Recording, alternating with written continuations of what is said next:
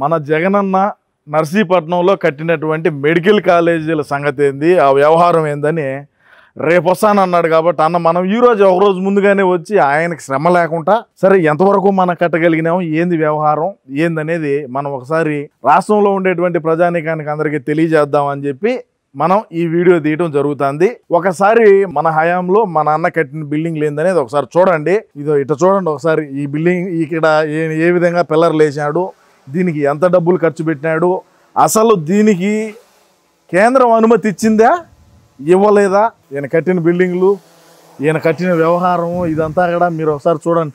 ఏమి రూపాయి 2 రూపాయల లేకంటే ఈ రాష్ట్రంలో ఉండేటువంటి ప్రజానీకం సొమ్ముని ఏ విధంగా ఓ జీవో లేదు, ఒక కేంద్రం నుంచి అనుమతి లేదు, ఏమీ లేకుండా ఏ విధంగా కట్టినాడు చూడండి.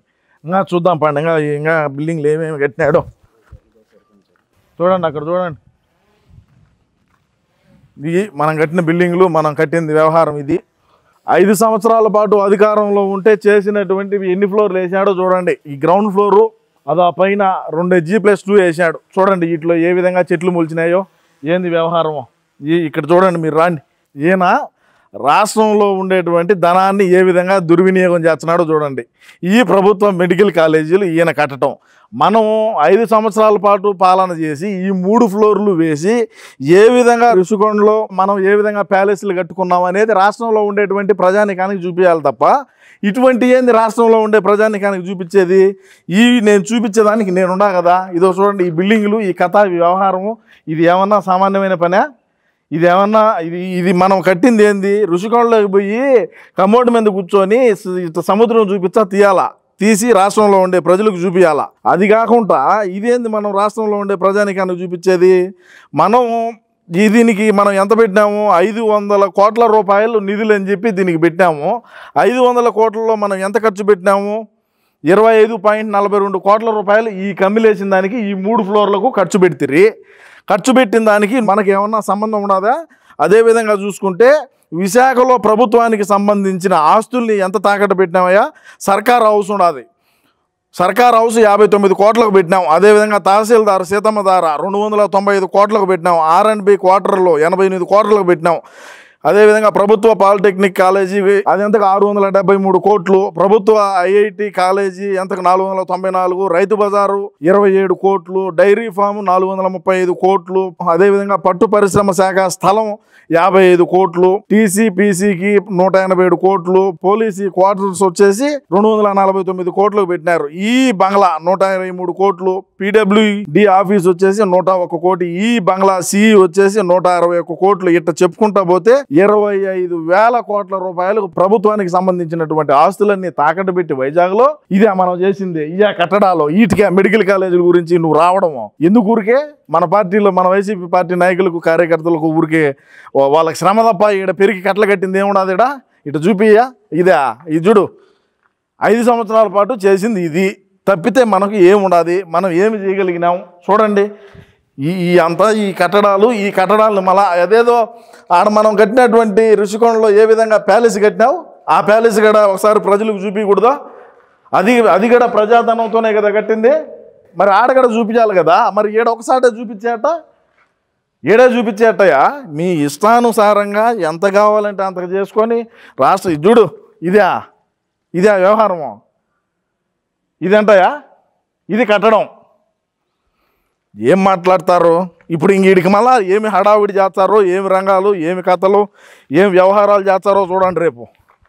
ఇది జగనన్న ప్రభుత్వ మెడికల్ కాలేజీ నర్సీపట్నం మనం కట్టినటువంటి మెడికల్ కాలేజీలు. ఒకసారి పైకి గడ పోయి మనం చూసే ప్రయత్నం చేద్దాం రండి. ఒకసారి చూడండి మనం ఎంతవరకు ఎంత మేరకు పూర్తి చేసాం ఏందనేది. ఒకసారి డ్రోన్ కూడా నువ్వు కూడా మొత్తం రౌండ్ అమ్మా బిల్డింగ్ మొత్తం. నర్సీపట్నం మెడికల్ కాలేజీని తీసుకొని వచ్చి ఈ విధంగా అడవిలో పెడితే తొండలు గుడ్లు పెట్టుకునే స్థలాల్లో మెడికల్ కాలేజీని తీసుకొని వచ్చి ఈడ పెట్టావు. ఆ టీచర్లు ఆ పాఠాలు చెప్పేటువంటి వాళ్ళన్నా ఈడికి వస్తారా? సీనియర్ డాక్టర్లు ఏమన్నా ఈడికి వచ్చి ఒకసారి మీరు చూడండి ఏ విధంగా ఉండదో. 5 సంవత్సరాల పాటు మనం అధికారంలో ఉంటే ఏనాడైనా సరే నువ్వు ఈ నర్సీపట్నం మెడికల్ కాలేజీ దగ్గరికి వచ్చి పరామర్శ చేసావా? పనులు ఎంతవరకు అవుతున్నాయి, ఏంది కథ, ఏంది వ్యవహారం అని చెప్పి మెడికల్ కాలేజ్ 500 కోట్ల రూపాయలతో కడుతున్నావు అని చెప్పి అవి ఎటబినాయి, ఎక్కడి వరకు కట్టావు, ఏంది కథ, విశాఖలో ప్రభుత్వానికి సంబంధించినటువంటి స్థలాలు, కార్యాలయాలు తాకట్టు పెట్టి 25,000 కోట్ల రూపాయలని తీసుకొని వచ్చినావు.